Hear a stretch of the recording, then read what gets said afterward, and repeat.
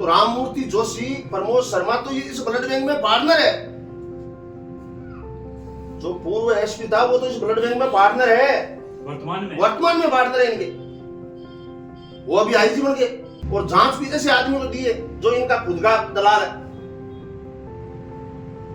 उनकी भी call detail निकालो कि श्रीराम जी से कितनी बार बात होती है दिन में। श्रीमान नारायण की टोकस एसपी साहब का लेटर है, वर्तमान उन्होंने निर्दोष साबित किया।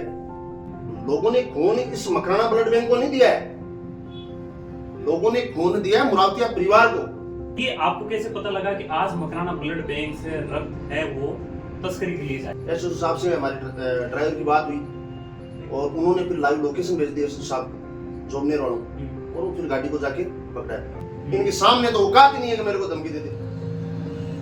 या तो इनमें दम है तो मेरे सामने आके धमकी दे, इतनी तो औकात नहीं है। तेजाजी महाराज का आशीर्वाद है मेरे को। यानी कि फिर वो कह रहे हैं कि 15 को ट्रांसफर हो गया, तो यहाँ क्या कर रही है? और आप ये कह रहे हैं कि ट्रांसफर हुआ, वापिस हमें यही रखा और उसके बाद में रक्तदान शिविर में ड्यूटी भी लगी। अब श्री राम जी जैसे आदमी, अभी उन्होंने अब लाइव में ये बोला हम जानते हो कैसे, तो आप कैसे हो साहब ये बताओ ना, आप कैसे हो? आप क्या क्या कारनामे करते हो? जनता से छुपे हैं क्या? वो 15 तारीख को जो ट्रांसफर हुआ था ना, उसमें भी यही हुआ था कि मन्नाना के अंदर भारी मात्रा में अफीम पकड़ी थी मैडम। मेरे को ये कह रहे हैं कि साहब तेरी गाड़ी में अफीम रखवा देंगे, एमडी रखवा देंगे, तेरे को पकड़ा देंगे या तेरे ऊपर ऐसा केस डाल देंगे। ये जैसे मुझे टॉर्चर कर रहे हैं तो मुझे मजबूरन या तो मुझे आत्महत्या करनी पड़ी या मुझे अपराधी बनकर इनका इलाज करना पड़ेगा। दो ही ऑप्शन बचे मेरे पास, तीसरा ऑप्शन नहीं बचा साहब। और राममूर्ति जोशी जी की, प्रमोद शर्मा की और इन नेताओं की, इन जो रक्त माफिया है, इनकी कॉल डिटेल निकालो। मात्र 2 साल दूध का दूध और पानी का पानी आ जाएगा सामने। और अब सुनने में ये भी आ रहा है कि ये मानव अंगों का भी काम करते थे, कि इन्होंने जिनका संरक्षण प्राप्त था उनको खुली धमकी दी है कि हम जाएंगे तो आप भी जाओगे, हम तो डूबे, आपको भी ले डूबेंगे सर।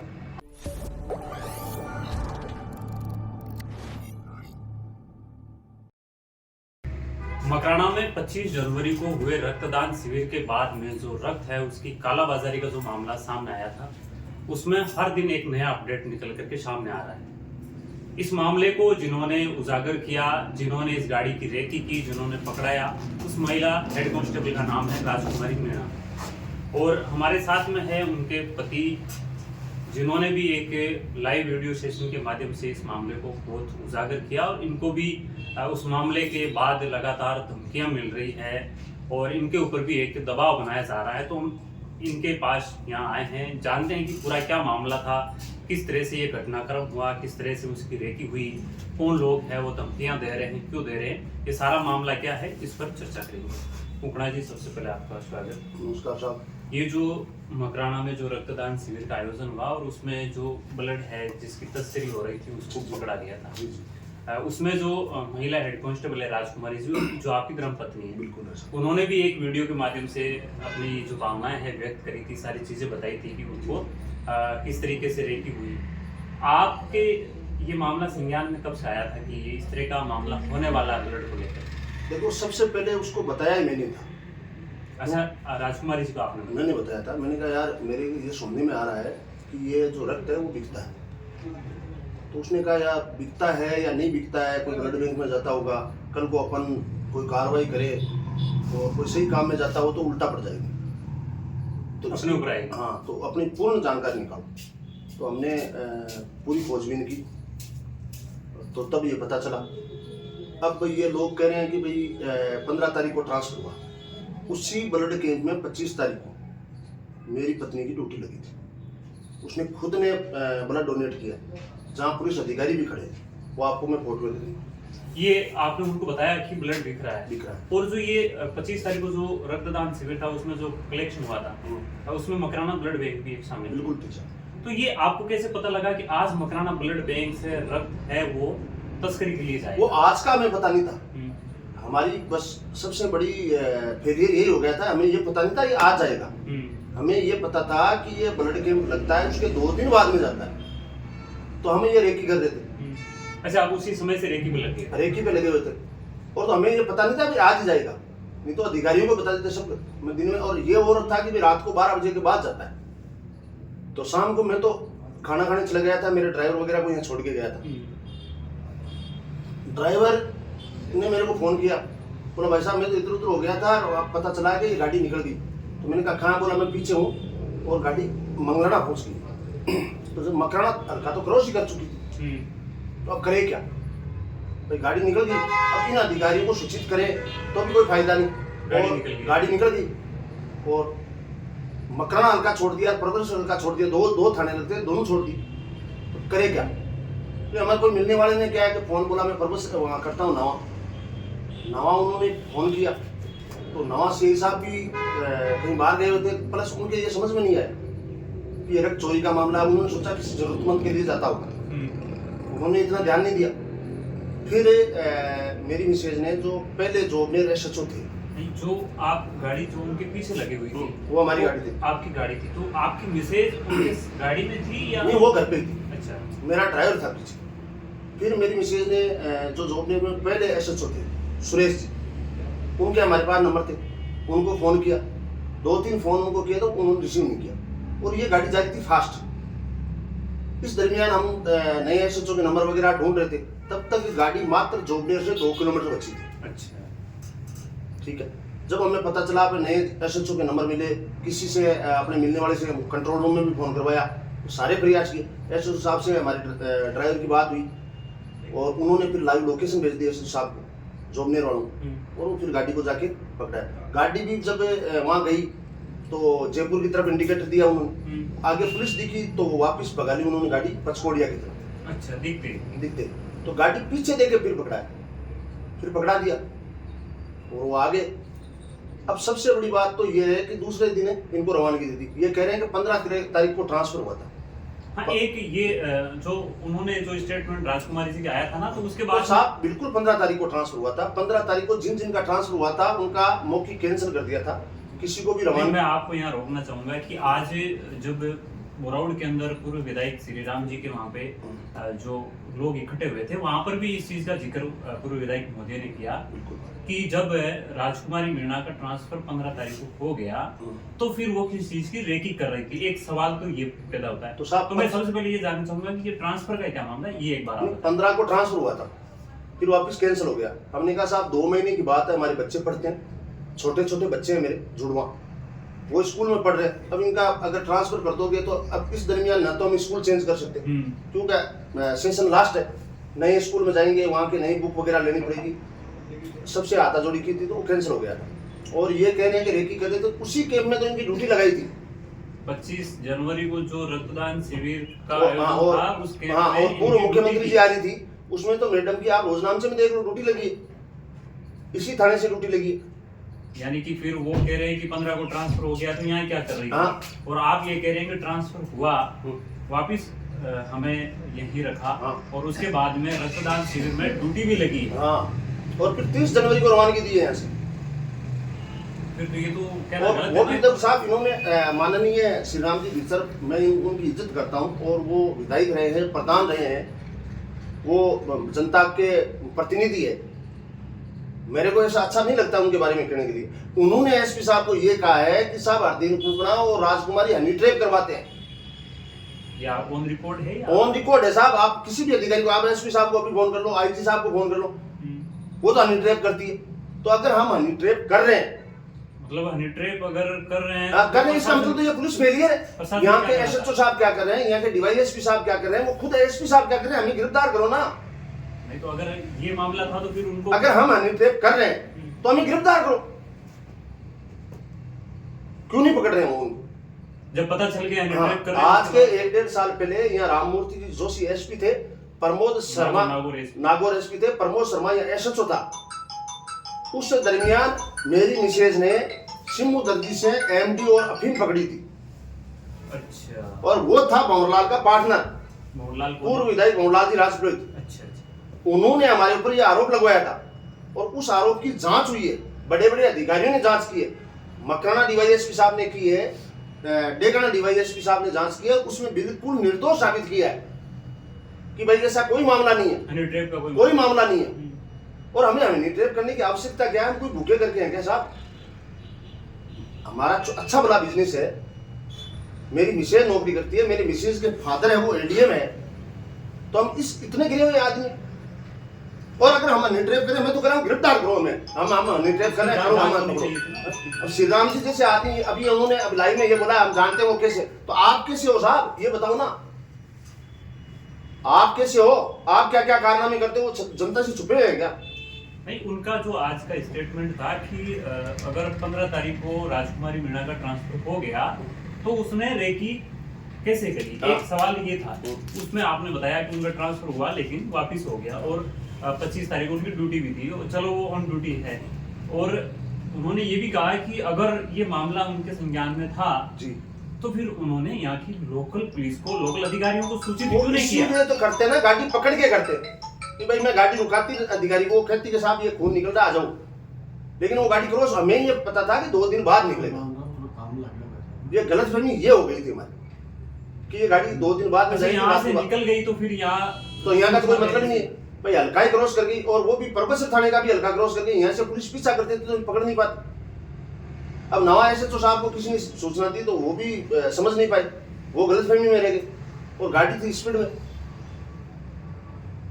ये तो इतने गंदे आरोप लगा रहे हैं, और ये कह रहे हैं हम कैसे, आप कैसे हो साहब, और फिर आप इतने दिन बाद में क्यों चलते? उस पर नहीं जाना चाहता, जैसे सवाल उनका था, मैं इसीलिए पूछ रहा था कि ये ट्रांसफर का क्या मामला चल रहा है और यहाँ के लोकल अधिकारियों को सूचना क्यों नहीं दी। तो ये आपने मेरा ये निवेदन आपसे, आप कुछ अधिकारियों से पूछे कि आज तक जितनी भी ये जो एक्ट की कार्रवाइयां हैं या एनडीपीएस की कार्रवाइयां हैं, ये कार्रवाइयां सबसे ज्यादा किसने करवाई है?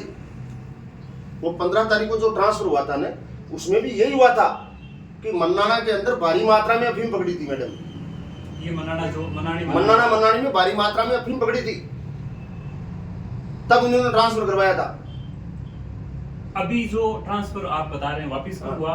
वापस 30 तारीख को हुआ। 30 तारीख। हाँ, इसी और हमें देखो ट्रांसफर का दुख है ही नहीं, 1% ही दुख नहीं है। देखो नौकरी करेंगे उसका तबादला होगा, लेकिन हम देखो कोई भी अगर नौकरी करता है वो ये चाहता है मेरा पदस्थापन ऐसी जगह हो जाए, वहां हो जाए, वो सिफारिश कराता है, नेता से भी कराता है या अपने मिलने वालों से कराता है। लेकिन हम किसी से सिफारिश कराते हैं तो एसपी साहब या आईजी साहब का ये वर्ड होते हैं, वो तो हनी ट्रैप करती है। साहब हमारी कितनी बदनामी होती है, मेरे बच्चियां नहीं है क्या? मैं 3 बेटियों का बाप तो मैं हूं, तो मेरे लड़कियां नहीं कि हम मुंह दिखाने लायक बचेंगे क्या? ऐसा करेंगे? अच्छा, जिस नेता से हम फोन करवाते हैं और उसको अगर ये अधिकारी ये बोलते हैं, उस नेता में क्या बीतती है ये बताओ आप, और उसके सामने हम खड़े होते तो हमारे में क्या बीतती? ये आज इतने बड़े अधिकारी है, वो अगर ऐसे लफ्ज यूज कर रहे हैं तो बड़ी शर्म की बात है। अभी मैडम का ट्रांसफर यहाँ से कहाँ हुआ है? Police line Didwana.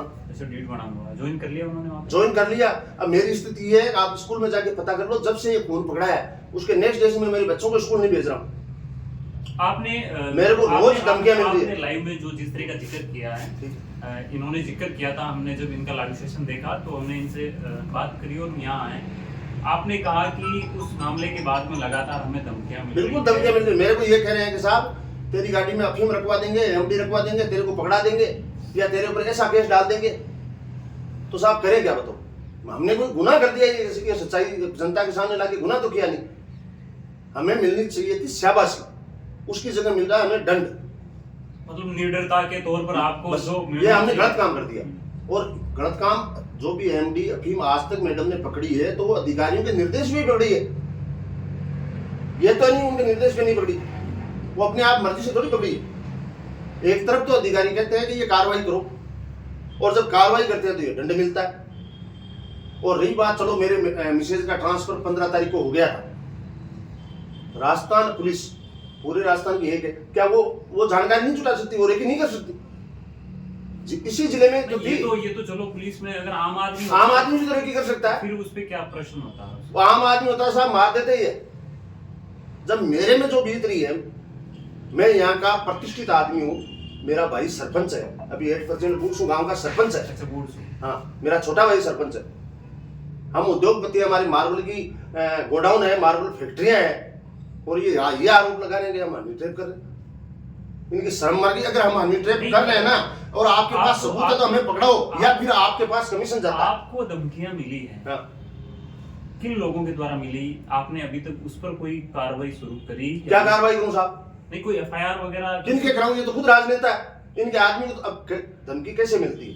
जैसे आप मेरे मिलने वाले हो, उसको वो कहते हैं, फिर वो मेरे को आके कहता है यार हरदीन वहाँ ये बात चल रही थी कि तू ये क्यों कर रहा है, तेरी गाड़ी में एमडी अफीम रख के तेरे को पकड़ाएंगे। इनके सामने तो औकात ही नहीं है कि मेरे को धमकी दे दे, या तो इनमें दम है तो मेरे सामने आके धमकी दे। इतनी तो औकात नहीं है। तेजाजी महाराज का आशीर्वाद है मेरे ऊपर, और मैं तो 1 मैन आर्मी हूँ साहब, हमेशा अकेला घूमता हूँ, अकेला रहता हूँ। मेरे को ये नहीं है कि 8-10 बंदे रखे ना, जरूरत ही नहीं। लेकिन इतने अच्छे पड़े पे उतर जाएंगे, दुख इस चीज का है। तबादला हो गया, कोई बात नहीं, जिले से बाहर कर दो, कोई बात नहीं।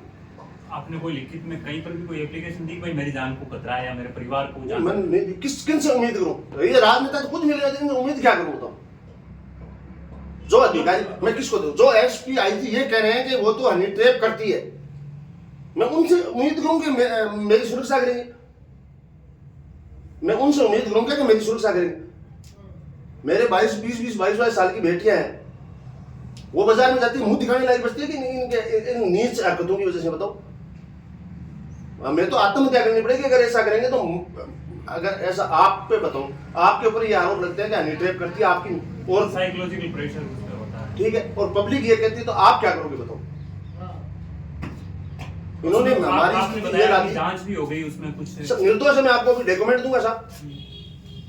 श्रीमान नारायण की टोकस एसपी साहब का लेटर है, वर्तमान उन्होंने निर्दोष साबित किया, और फिर भी हमेशा ये आरोप लगा रहे। और जिस नेता ने ये आरोप लगवाया था उसके ऊपर तो खुद पे बलात्कार का केस है, बलात्कार में जेल जाके आया है। और जो अभी ये आरोप लगा रहे हैं ना कि ये से, तो राममूर्ति जोशी, प्रमोद शर्मा तो ये इस ब्लड बैंक में पार्टनर है। जो पूर्व एसपी था वो तो इस ब्लड बैंक में पार्टनर है, वर्तमान में पार्टनर है इनके। वो अभी आईजी बन गए। तो साहब, एक आईपीएस के सामने एक हेड कांस्टेबल की औकात नहीं है इनसे लड़ाई लड़ दे। इतनी हमारी औकात नहीं है कि हम इनसे लड़ाई लड़ दे। ये तो कोई भी मुकदमा लगा देंगे, कल को फर्जी हथियार रख के भी कह देंगे कि ये हथियारों का धंधा करता, और मेरे को ये फंसाएंगे, 101% फंसाएंगे। और मेरी कमजोरी, मैं फंस जाऊं तो मेरी कमजोरी ये है कि मेरी पत्नी पुलिस में नौकरी करते। ये मेरे को ज्यादा से ज्यादा क्या सजा दे सकते हैं कि ये ट्रांसफर कर देंगे, तो मैं तो वीआरएस लिखवा लूंगा, फिर क्या हो जाएगा? फिर मेरा क्या बिगाड़ेंगे? लेकिन मजबूर करेंगे ये मेरे को अपराधी बनने की। ये जैसे मुझे टॉर्चर कर रहे हैं तो मुझे मजबूरन या तो मुझे आत्महत्या करनी पड़ेगी या मुझे अपराधी बनकर इनका इलाज करना पड़ेगा। 2 ही ऑप्शन बचे हैं मेरे पास, तीसरा ऑप्शन नहीं बचा साहब। अभी इस मामले पे आप क्या चाहते हैं? मैं तो ये चाहता हूँ सारे आरोपी पकड़े जाने चाहिए। आज तक कब रक्तदान शिविर लगा, सुनना मेरी बात, उनकी पूरी की ये होना चाहिए हिसाब के कितना यूनिट ब्लड आया, अभी तक का पूरा स्टॉक कितना है और कितना। प्लस जब ये रक्तदान शिविर लगाया, इन्होंने स्वास्थ्य विभाग से परमिशन ली थी क्या? ठीक है, मैं जिन पे आरोप लगा रहा हूँ उनकी कॉल डिटेल निकलवाओ। मैं अगर झूठा हूँ, हमारी भी कॉल डिटेल निकलाओ। अगर हम हनी ट्रैप करते तो फिर आएंगे। मेरी और मेरी पत्नी की पिछले 10 साल की कॉल डिटेल निकलाओ, और राममूर्ति जोशी जी की, प्रमोद शर्मा की, और इन नेताओं की, इन जो रक्त माफिया है इनकी कॉल डिटेल निकालो तो मात्र 2 साल की। दूध का दूध और पानी का पानी आ जाएगा सामने। यानी कि सीबीआई सब आईफोन में बिके हुए हैं। सीबीआई से नीचे कोई मामला नहीं है? नहीं होगा ही नहीं। मेरे को एक चीज बताओ, सत्ता पक्ष को ज्ञापन देने की जरूरत पड़ती है क्या?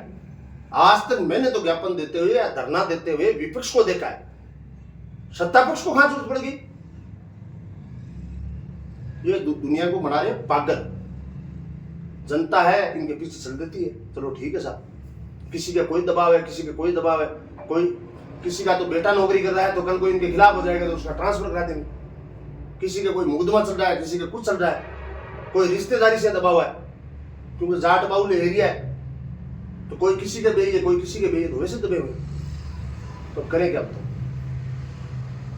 राजकुमारी जी मीणा है, उनके पति है, इनसे हमने बात करी थी क्योंकि इनका पिछले 3-4 दिनों में 2-3 लाइव सेशन आपने किए थे। बिल्कुल किया। मैं लाइव आता भी नहीं हूँ साहब। हालांकि मैं फेसबुक, जब लोग मकराना के लोग फेसबुक नहीं चलाते थे ना, उस टाइम से मैं सोशल मीडिया पे एक्टिव हूँ।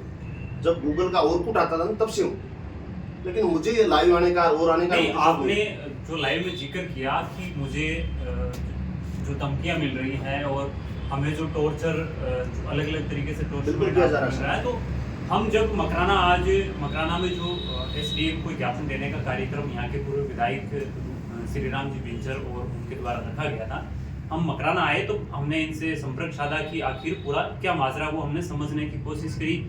ट्रांसफर को लेकर के जो मामला जो आज दिन में हमने जो सुना उस पर भी हमने चर्चा करी, और जो ये पूरी गतिविधि क्या थी इस पूरे के बारे में हमने पूरा क्या मामला था इसकी जानकारी भी हमने सर से ली। और अच्छा सर, पोस्टर विमोचन तो ये खुद करते थे नेता लोग, ये पोस्टर विमोचन करते थे। अच्छा दूसरी बात, रूपाराम जी पे आज तक कोई दाग नहीं है, लेकिन एमएलए साहब को लोगों ने ये कह दिया था साहब हम नहीं आएंगे, ये महावीर पारी या ये ब्लड बैंक आएगी तो हम नहीं आएंगे।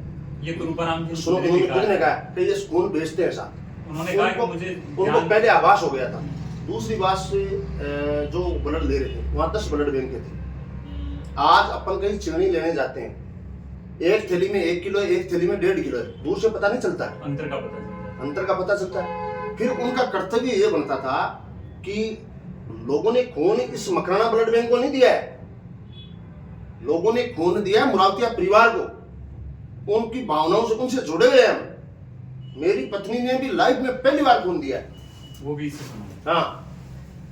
अब खून बिका है तो उनका कर्तव्य बनता है तो पहले तो वो आके एफआईआर करें। अब मकराना थाने में जो 2, 4, 5 आदमी को रख के जो मुकदमे उन्होंने दर्ज कराए, एप्लीकेशन दी, कायदे से उनकी होनी चाहिए थी एफआईआर नहीं हुई, परिवार में रखा है, तो परिवार तो सल्टा देंगे, एफआईआर हुई नहीं। परिवार में समझौता होता होगा। हाँ, परिवार में तो क्या है कि ये ऐसे कुछ भी करके कर देंगे, और जांच भी ऐसे आदमी को दी है जो इनका खुद का दलाल है। उनकी भी कॉल डिटेल निकालोगे, श्रीराम जी से कितनी बार बात होती है दिन में।